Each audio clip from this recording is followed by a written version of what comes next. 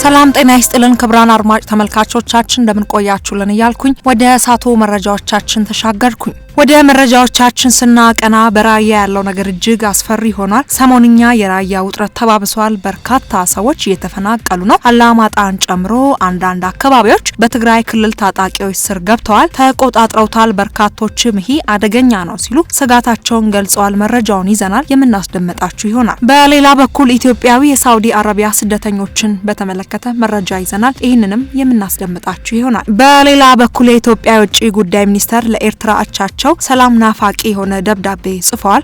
ኤርትራም በዚህ ላይ ምላሽ ሰጥታለች። በዜና መረጃችን ኢትዮጵያ ለኤርትራ የጻፈችው ደብዳቤንና የኤርትራን ምላሽ አካተናል የምናስደምጣችሁ ይሆናል። ክብራን አድማጭ ተመልካቾቻችን እንደተለመደው ለርሶ ጠቃሚ መረጃዎችን ይዘናል። ታዲያ እስከ ዜናችን ፍጻሜ ድረስ አብራችሁን ቆዩ። ለቻናላችን አዲስ ከሆናችሁ መሰል መረጃን በየሰዓቱ ለማግኘት ቻናላችንን ሳብስክራይብ በማድረግ የደውል ምልክቱ መጫኖ እንዳይረሱ። ቪዲዮ ላይክ፣ ሼር በማድረግ ይጀምሩ።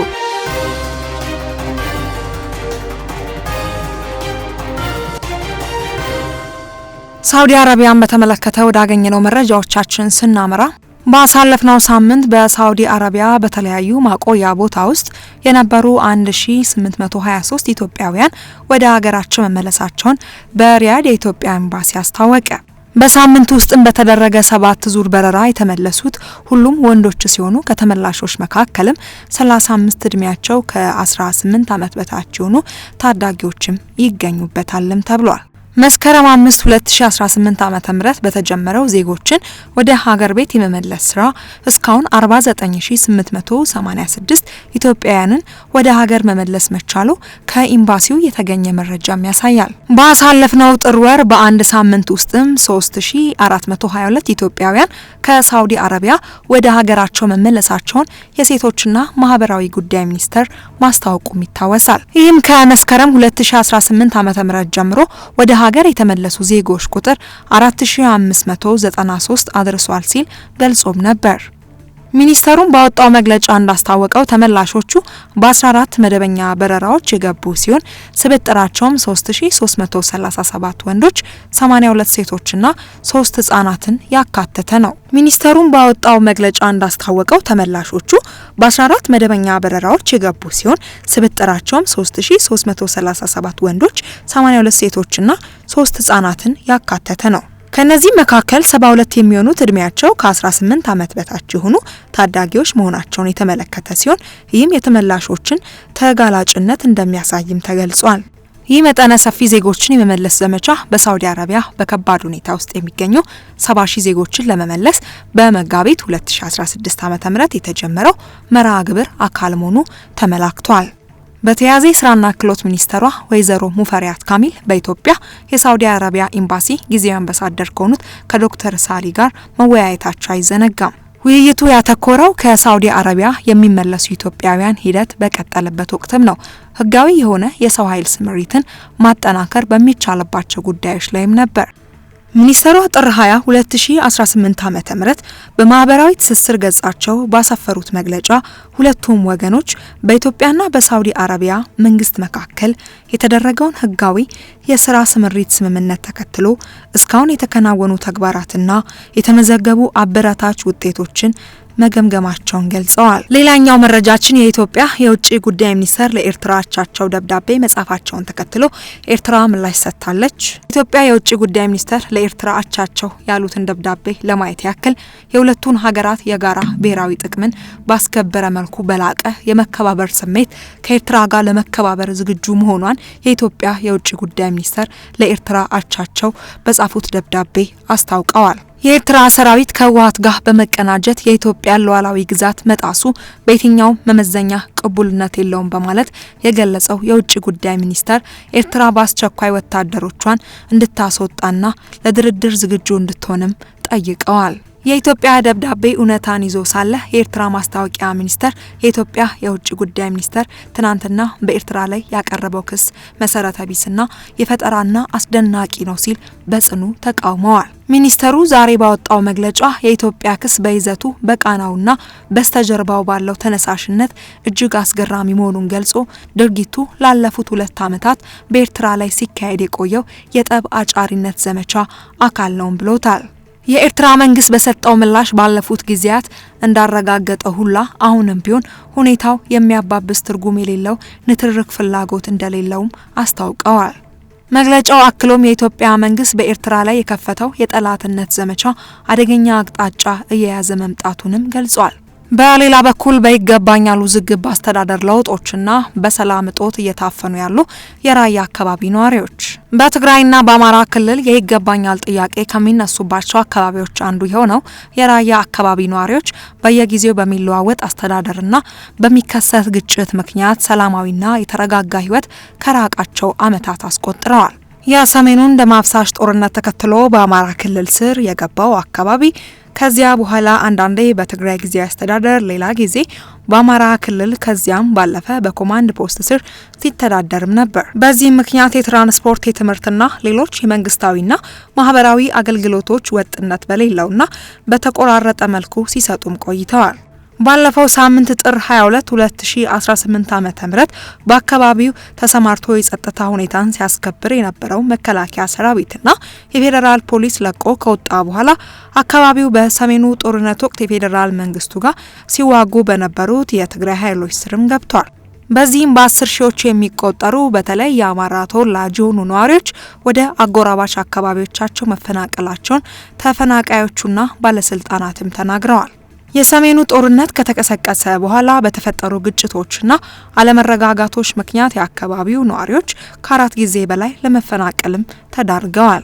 ሚያዝያ ወር 2016 ዓ.ም የትግራይ ታጣቂዎች ወደ ራያ አላማጣ አካባቢዎች ከገቡ በኋላ ከአካባቢው ሚሊሻዎች ጋር በተደረጉ የተኩስ ልውጦች የአካባቢውን ባለስልጣናት ጨምሮ በሺዎች የሚቆጠሩ ሰዎች ተፈናቅለውም ነበር።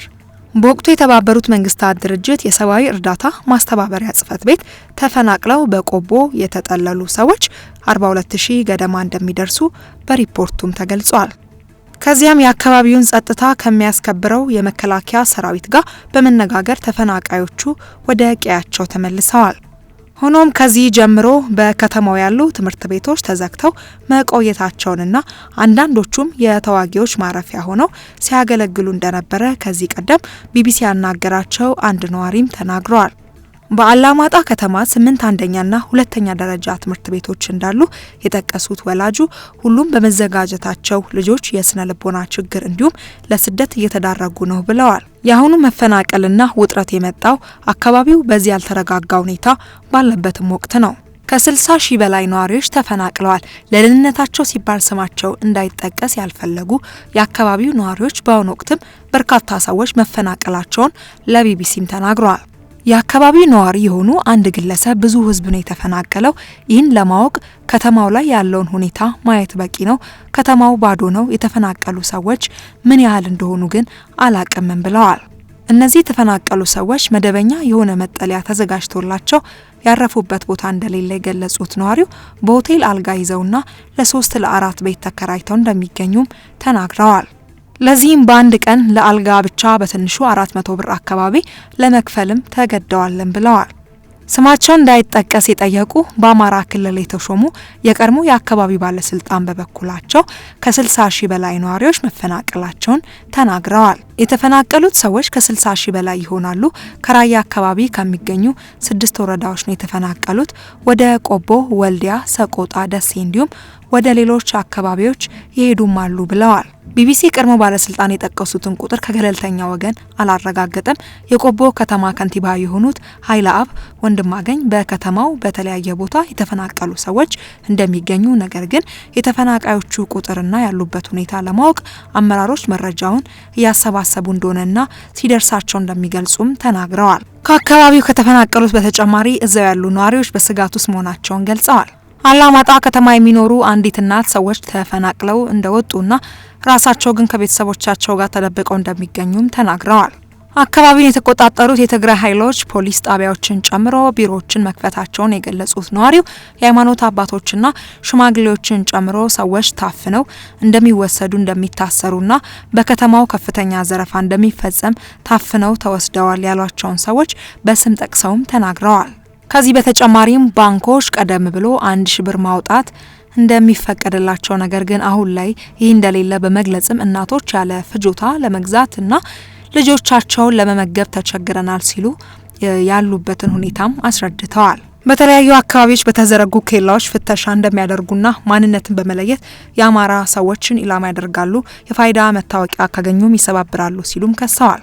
በምርጫ ቦርድ ህጋዊነቱ የተሰረዘው ህወሓትም ሆነ የትግራይ ጊዜያዊ አስተዳደር በአካባቢው ስላለው ሁኔታና ስለሚቀርበው ክሶች ያሉትም ነገር የለም። ትጥቅ ያልፈቱ የትግራይ ኃይሎችና የዳግም ግጭትም ስጋት የሰሜኑ ጦርነት ከተቋጨ የፕሪቶሪያ ስምምነት በኋላ የትግራይ ኃይሎችና የፌዴራል መንግስት ከፍተኛ አዛዦች የትግራይ ኃይሎችን ትጥቅ ለማስፈታት ለማሰናበትና መልሶ ለማቋቋም በናይሮቢ የመግባቢያ ሰነድ ቢፈራረሙም አሁንም ድረስ ትጥቅ ያልፈቱ በርካታ ተዋጊዎች አሉ። ግንቦት 2016 ዓ.ም የብሔራዊ ታድሶ ኮሚሽን ምክትል ኮሚሽነር አቶ ተስፋለም በስምምነቱ መሰረት 274800 የትግራይ ኃይሎች ትጥቅ እንደሚፈቱ ለቢቢሲ ተናግረውም ነበር። ሆኖም ይህ በተባለ በአንድ ዓመት ከ6 ወር ጊዜ ውስጥም ትጥቅ ፈተው ወደ ሰላማዊ ህይወት የተቀላቀሉት 63000 ያህሉ ብቻ እንደሆኑ ከአንድ ወር በፊት ኮሚሽኑ ገልጸዋል። የስምምነቶቹ አፈጻጸም መጓተትና መጣስ በተደጋጋሚ ለሚነሱ ግጭቶችና አለመረጋጋቶች አንዱ ምክንያትም ሆኗል። ባለፈው ሳምንትም የትግራይ ኃይሎችና የሀገር መከላከያ ሰራዊት በጸለምታ አካባቢ ግጭት ውስጥም ገብተውም ነበር። የትግራይና አማራ ክልሎች በሚወዛገቡበት ጸለምት በሚገኙ ማይ ዳጉሽ፣ ማንጫራና ሌሎች ስፍራዎች በከባድ መሳሪያ የታጀበ ውጊያ መታየቱን ሪፖርቶችም አመላክተዋል። አሁንም ሌላ ዙር ግጭት ሊከሰት ይችላል የሚል ስጋት በነዋሪዎችም ዘንድም ነግሷል። በኢትዮጵያ የአሜሪካ ኤምባሲ አምባሳደር ሐሙስ ጥር 28 2018 ዓ.ም በኤምባሲው የማህበራዊ ሚዲያ ገጽ ላይ ባጋሩት ጽሁፍ ባሳለፍነው ሳምንት በሰሜን ኢትዮጵያ ያጋጠመው ክስተቶችን በመጥቀስ ሰላምና መረጋጋት ለማምጣት ቁርጠኝነት እንደሚያስፈልግም አስታውቀዋል። ማሲንጋ ዘላቂ ሰላም ከባድ ስራ ምክንያታዊነትና ስክነትን የሚጠይቅ ቢሆንም የተሻለው መንገድ ይህ ነውም ብለዋል። በትግራይ በኩል ደቡብ ትግራይ በሚል ስያሜ የሚጠራው የራያ አካባቢ የይገባኛል ጥያቄ የሚነሳባቸው አካባቢዎች አፍላና ዛታ ወረዳዎች፣ ኮረም ከተማ፣ አላማጣ ከተማ፣ ራያ አላማጣ ወረዳና ራያ ባላ ወረዳ ናቸው። የፌዴራል መንግስት አወዛጋቢ ቦታዎች በዘላቂነት ለመፍታት በህገ መንግስቱ መሰረት በህዝበ ውሳኔ እንዲደረግ ከሁለቱ ክልሎች ጋር መግባባት ላይ ተደርሶ እንደነበር ከዚህ ቀደም መግለጹ የሚታወስ ሲሆን እነዚህ አካባቢዎች ህዝቡ በሚመርጡ አስተዳደር እንደሚተዳደሩ በተደጋጋሚም ተገልጿል። ጠቅላይ ሚኒስትር አብይ አህመድ ጥር 26 2018 ዓ.ም በህዝብ ተወካዮች ውስጥ በሰጡት ማብራሪያ ወቅትም አወዛጋቢ የሆኑ አካባቢዎች ጉዳዩንም አንስተዋል። በዚህ ማብራሪያቸው ወልቃይትን ብቻ በስም ጠቅሰው ያነሱ ሲሆን ውዝግቦቹ በህዝበ ውሳኔ እንዲፈቱ የፌዴራል መንግስት ፍላጎት እንደሆነ አጽንኦትም ሰጥተዋል። ክቡራን አድማጭ ተመልካቾቻችን እንግዲህ ሰላም ለሀገራችን፣ ሰላም ለዓለማችን ሁሉ ያምጣልን። ሰላም የምንሰማበትን ጊዜ ፈጣሪ አምላካችን ያፍጥንልን። በየሃይማኖታችን እንጸልይ። ኢትዮጵያ ሀገራችን ሰላም እንድትሆንልን። በቀጣይ በሌላ መረጃ እስክንገናኝ ድረስ በያላችሁበት ጤና ይስጥልን።